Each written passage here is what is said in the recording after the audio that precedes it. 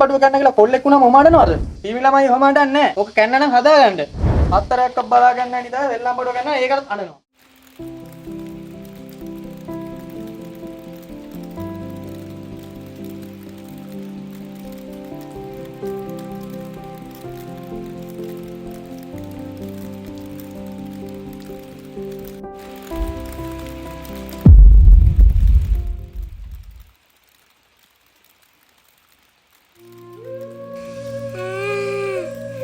අඬන්නේ මොකද උනේ?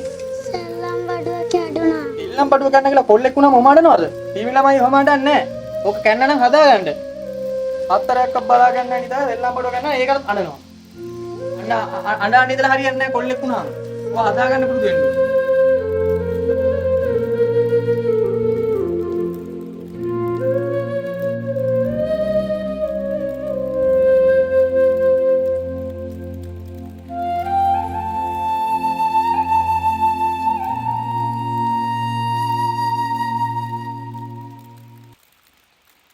ඔයාට ඒක එකම එක සෙල්ලම් බඩුවක් වුණාට දරුවට ඒක එයාගේ මුළු ලෝකෙම වෙන්න පුළුවන්. දරුවෙක්ගේ දුක, බය හැල්ලුවට ගන්න එපා.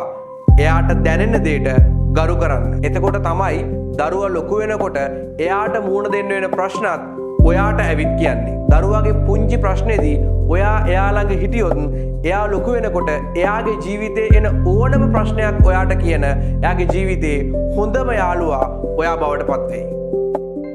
චරිත්ගිම්හාන් විභාගයට ජීවිතයට ජයගෙනෙන සොඳුරු ඇදුරා.